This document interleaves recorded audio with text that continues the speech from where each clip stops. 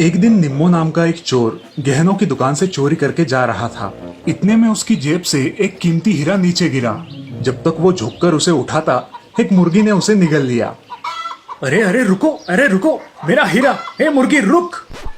निम्मो चिल्लाते हुए मुर्गी को पकड़ने के लिए उसके पीछे भागने लगा। मुर्गी गली में और तेजी से भागने लगी। निम्मो भी उसके पीछे भागने लगा। मुर्गी एक हिंडोले पर चढ़ गई। निम्मो भी हिंडोले का चक्कर लगाने लगा। जब वो थककर एक जगह रुक गया, तब मुर्गी घूमते घूमते उसके पास आई। निम्मो ने झपट मार के उसे पकड़ लिया। लो डेक्कन क्वीन, आखिर तुम्हें पकड़ ही लिया। अब दिखा मेरे चुंगल से निकलकर। तब मुर्गी ने उसके चेहरे पर जोर से तोच मारा। निम्मो जोर से चिल्लाया और मुर्गी उसके हाथों से छूटकर भाग गई। ओए ओए, ओ तेरी!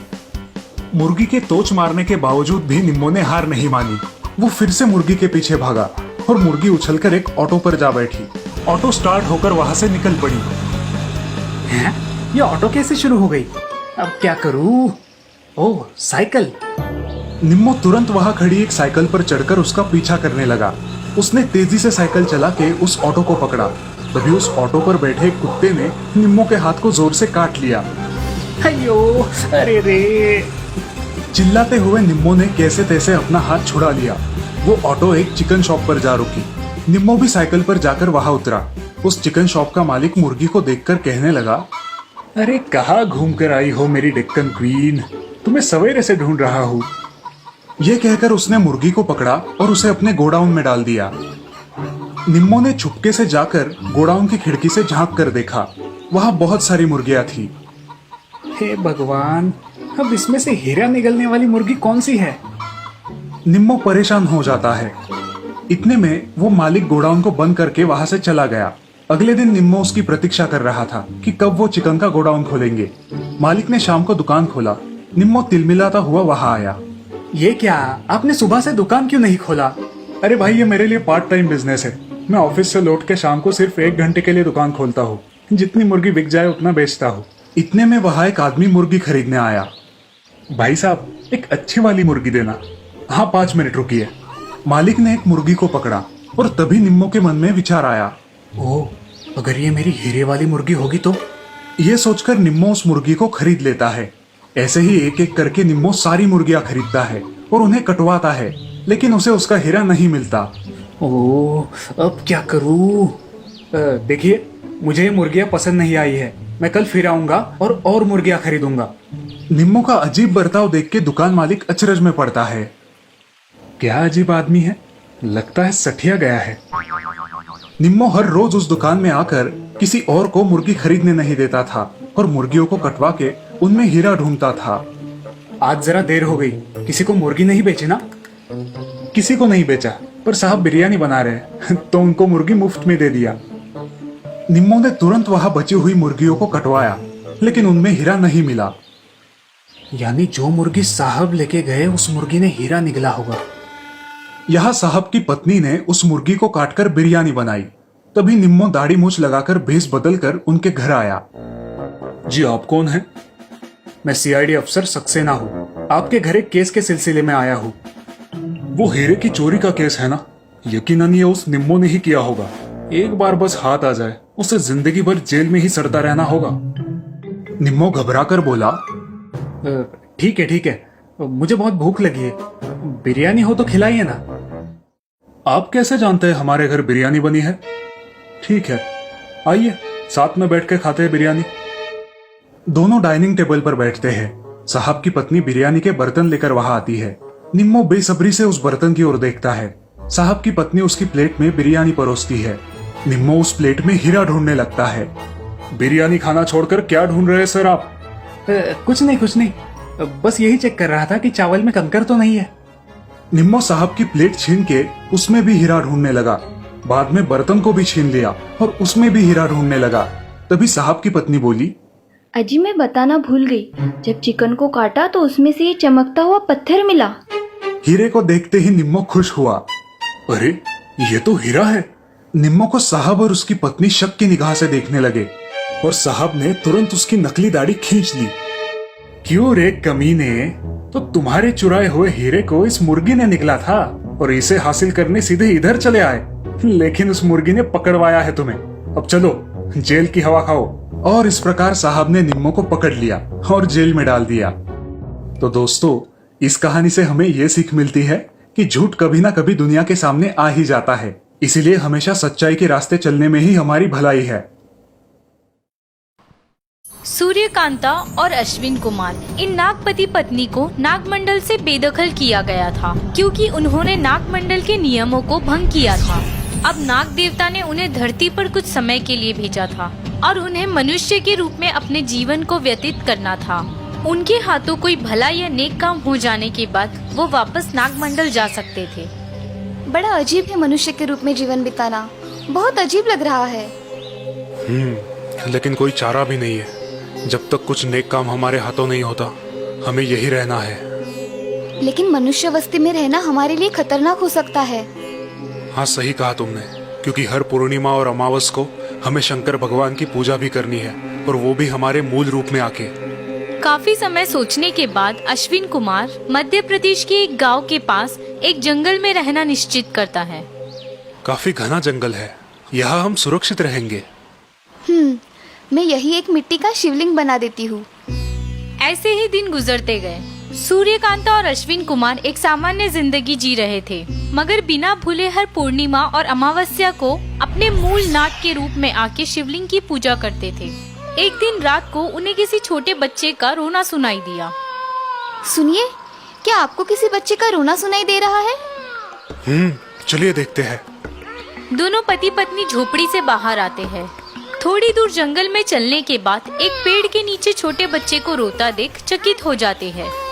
अरे, ये बच्चा किसका है? पता नहीं, आसपास भी कोई दिखाई नहीं दे रहा। दोनों बच्चे के पास जाते हैं। सूर्यकांता उसे गोदी में उठा लेती है और पर्णकुटी के अंदर ले आती है। गोदी में आते ही बच्चा शांत हो जाता है और सो जाता है। कितना प्यारा बच्चा है ना, पता नहीं कौन ऐसे छोड़ गया है। कुछ देर बाद बच्चा फिर से रोने लगता है, इसीलिए सूर्यकांता उसके शरीर से लपेटा हुआ कपड़ा निकाल देती है और बच्चे को देख चिंतित हो जाती है। हे नाग देवता, ये क्या हुआ प्रिय? जरा देखिए तो, इस बच्चे के दोनों पैरों में व्यंग है। ओह, ये तो बड़े दुर्भाग्य की बात है। कोई बात नहीं, हम इस बच्चे की परवरिश करेंगे। हाँ, आज से हम इसे अशोका बुलाएंगे। सूर्यकांता और अश्विन कुमार अशोका को बड़े लाड़ प्यार से बड़ा करते हैं। सूर्यकांता रोज रात को किसी औषधि वनस्पति के तेल से उसके पैरों की मालिश करती है, जिसकी वजह से धीरे धीरे अशोका अच्छे से चलने फिरने लगता है।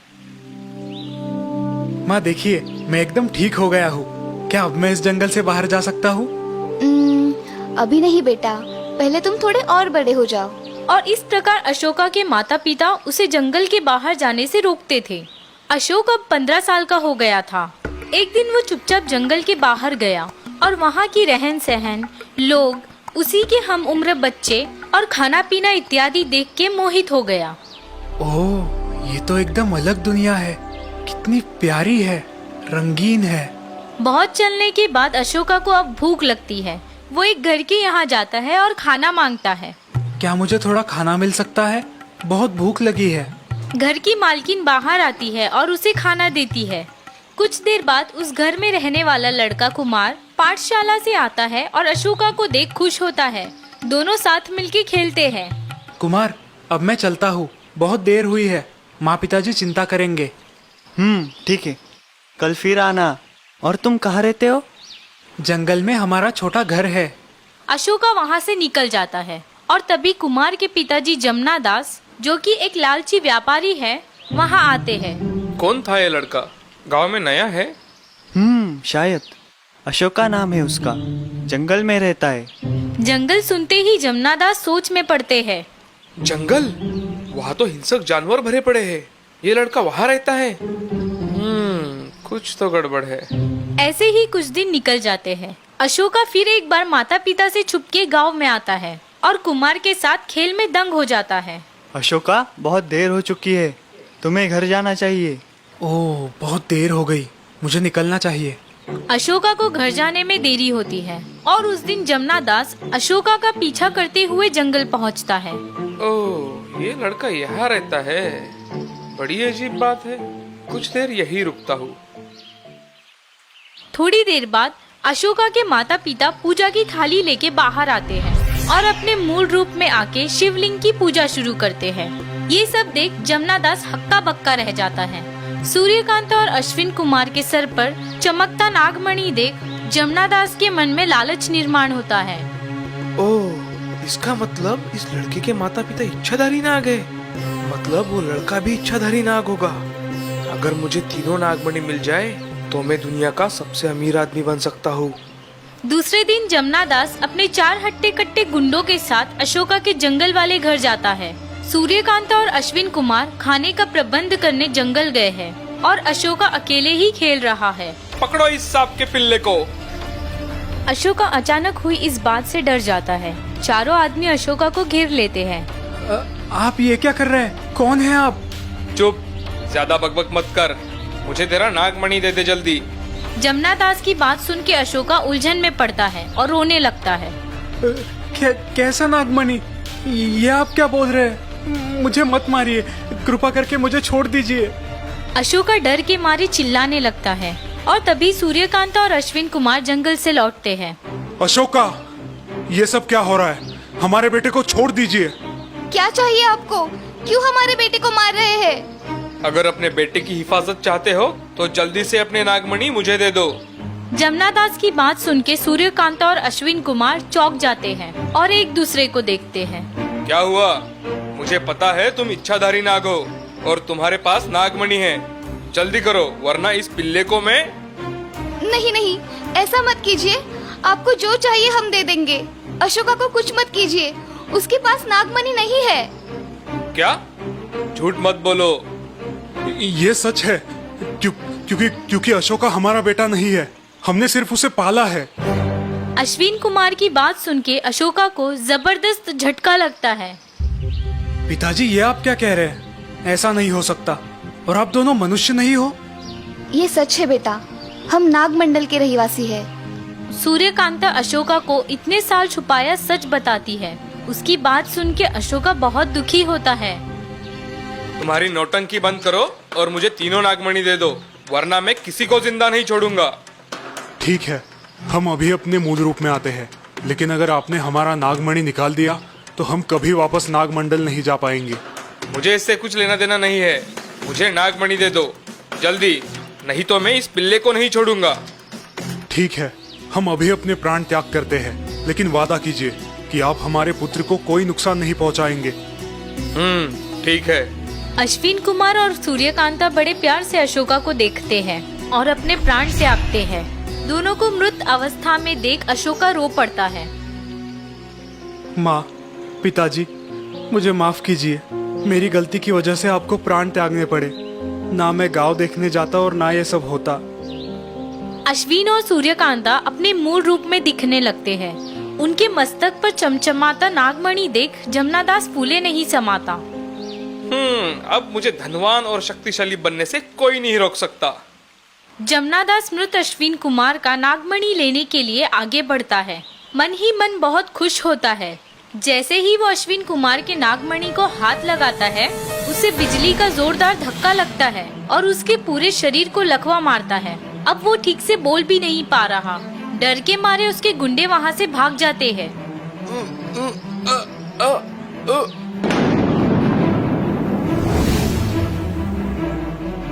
मूर्ख इंसान, तुझे क्या लगा नागमणि हासिल करना इतना आसान है? इन दोनों ने एक इंसान के बच्चे की जान बचाई, उसे प्यार से पाला, जिसे आप जैसे किसी अक्लमंद इंसान ने जंगल में मरने के लिए फेंक दिया था।